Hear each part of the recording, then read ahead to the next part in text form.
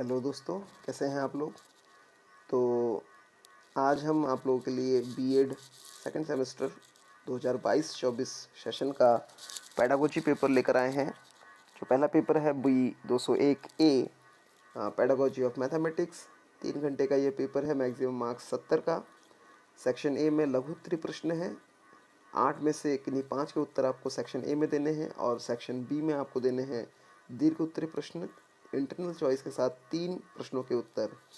तो आते हैं सेक्शन ए में। पहला प्रश्न, गणित शिक्षण के सांस्कृतिक एवं चारित्रिक लक्ष्य को स्पष्ट कीजिए। गणित में अवधारणा निर्माण पर चर्चा कीजिए। तीसरा प्रश्न है, गणित पाठ्यक्रम के चयन के लिए 2 सिद्धांतों का उल्लेख करना है आपको।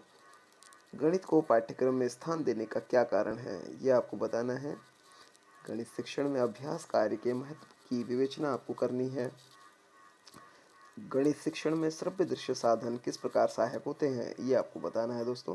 प्रश्न के साथ है, गणित में मूल्यांकन के लिए अच्छे मूल्यांकन उपकरण की विशेषताओं का वर्णन करनी है।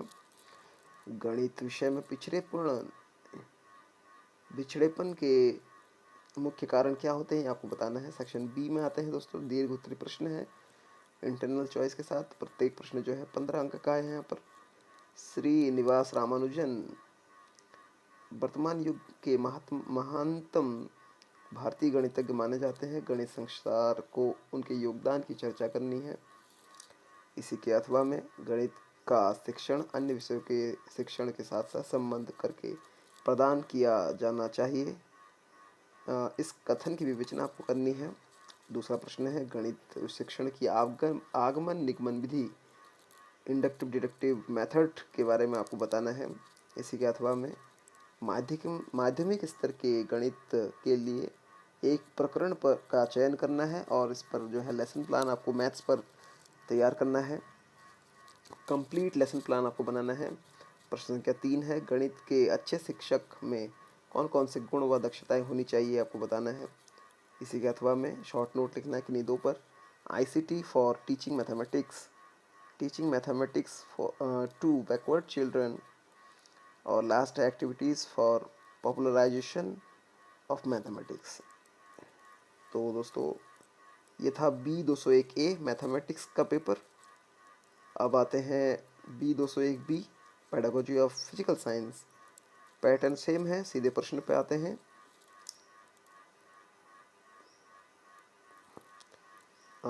सर चंद्रशेखर वेंकटरमन का जीवन परिचय आपको बताना है।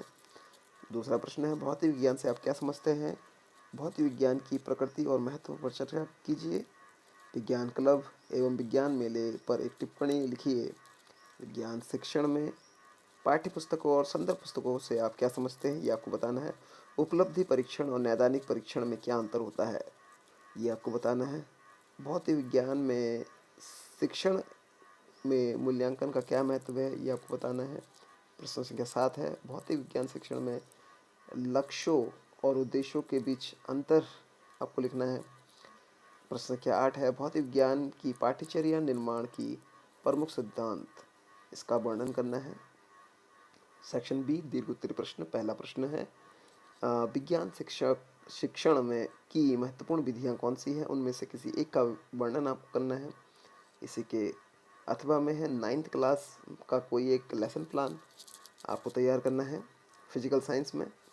और दूसरा प्रश्न है, शिक्षण में उद्देश्यों के वर्गीकरण का क्या अर्थ है। ब्लूम के वर्गीकरण और RCEM अप्रोच पर आपको चर्चा करनी है। इसी के अथवा में एक अच्छे विज्ञान शिक्षक के व्यक्तिगत और व्यावसायिक गुणों का वर्णन कीजिए। प्रश्न संख्या 3 है, मापन और मूल्यांकन का क्या अर्थ है। मूल्यांकन की ऑब्जेक्टिव एवं जो सब्जेक्टिव टेक्निक्स है वो क्या है, वो आपको बताना है। इसके साथ साथ फॉर्मेटिव और सबमेटिव इवोल्यूशन में आपको डिफरेंस बताना है। इसी के अथवा में शॉर्ट नोट है किसी 2 पर। CGPA audio visual aids in physical science teaching, life history of an Indian physicist, किसी भौतिक शास्त्री का, भारतीय भौतिक शास्त्री का जीवन इतिहास आपको बताना है।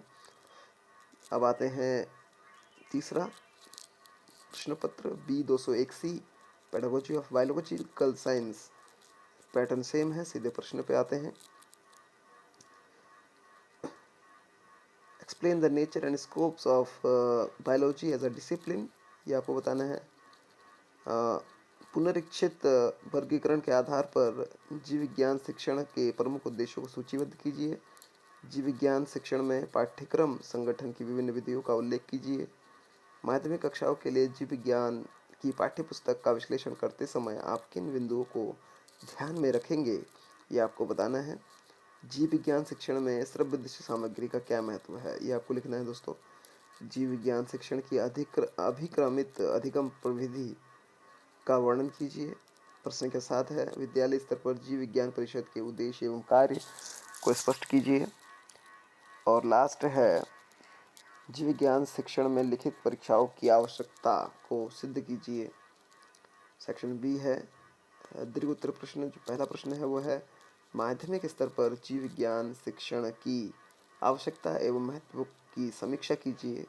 इसी के साथ दूसरा अथवा में है, उत्तराखंड राज्य में माध्यमिक स्तर पर प्रचलित जीव विज्ञान पाठ्यक्रम की समालोचनात्मक व्याख्या करनी है।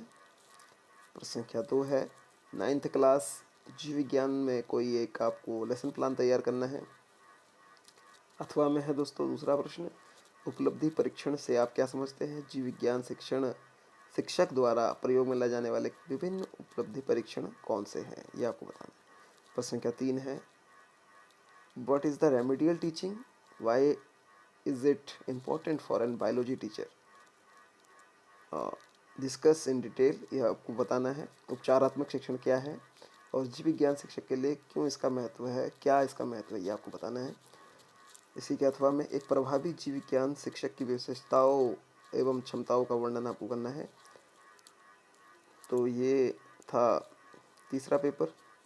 अब आते हैं pedagogy of English B 201 D. Pattern same है। सीधे प्रश्न पे आते हैं। Language is a means of language is a means and system of interaction, justify the statement, ये आपको बताना है। डिफाइंड फोनिम्स विद एग्जाम्पल्स, ये आपको लिखना है।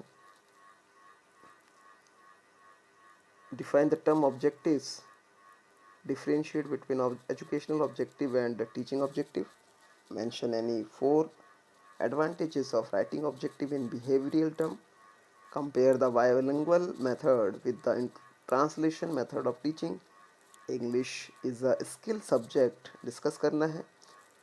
write a short note on reward scheme as an remedial strategy, ये आपको बताना है।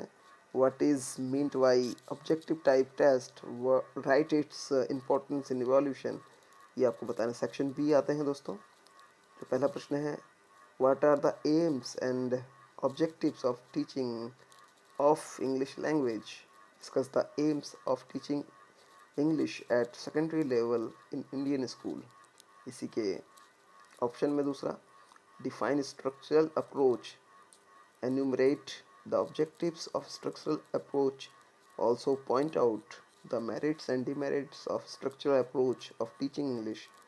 दूसरा प्रश्न है, what is meant by co-curricular activities, explain the need and importance of co-curricular activities in teaching of English language। इसी के अथवा में, what is evaluation, write in details continuous and comprehensive evaluation with its significance and limitations।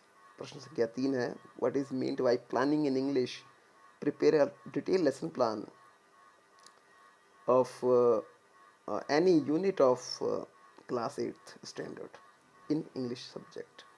Class 8th का आपको lesson plan बनाना है English में। Right what is action research, discuss the steps of action research, ये आपके जो paper था English का paper था। अब आते हैं पेडागोजी ऑफ हिंदी बी 201 ई। सीधे प्रश्न पे आते हैं। जो पहला प्रश्न है, भाषा की परिभाषा सहित इसके महत्व पर प्रकाश डालिए। भारतीय संविधान में हिंदी भाषा का स्थान स्पष्ट कीजिए। हिंदी गद्य शिक्षण एवं पद्य शिक्षण की उपयोगिता बताइए। वर्तनी का अभिप्राय स्पष्ट करते हुए इसके महत्व पर प्रकाश डालिए। हिंदी शिक्षक के प्रमुख कर्तव्य लिखिए। हिंदी पाठ्यपुस्तकों का अभिप्राय एवं उपयोगिता स्पष्ट कीजिए। प्रश्न संख्या 7 है, हिंदी शिक्षण में मूल्यांकन के अर्थ एवं प्रकार बताइए। हिंदी शिक्षण में क्रियात्मक शोध का अर्थ एवं उपयोगिता को स्पष्ट कीजिए। खंड ब दीर्घ उत्तरी प्रश्न। पहला प्रश्न है, हिंदी भाषा शिक्षण में लेखन कला का क्या महत्व है? लेखन के अर्थ एवं आवश्यकता पर विस्तार पूर्वक प्रकाश डालिए।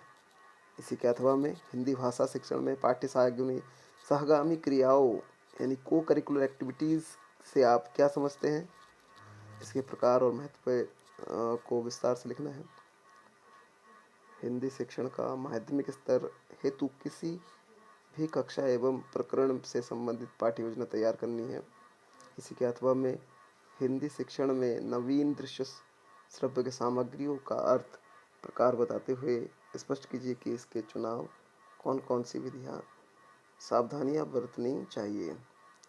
प्रश्न संख्या 3 है, हिंदी भाषा शिक्षण में शैक्षणिक निदान एवं उपचारात्मक शिक्षण का अर्थ स्पष्ट करते हुए उपचारात्मक शिक्षण विधियों का उल्लेख करना है। इसी के अथवा में है, हिंदी भाषा शिक्षण का उद्देश्य स्पष्ट करते हुए व्याकरण शिक्षण की महत्व एवं व्याकरण शिक्षण की विधियों का उल्लेख करना है। तो दोस्तों, ये था हिंदी का पेपर। आशा करता हूँ कि आप लोगों को ये वीडियो हेल्पफुल रहेगी और आपको ये वीडियो अच्छी लग रही है तो प्लीज़ चैनल को सब्सक्राइब कीजिए, लाइक कीजिए और अपने दोस्तों के साथ इसको शेयर कीजिएगा। Thank you so much.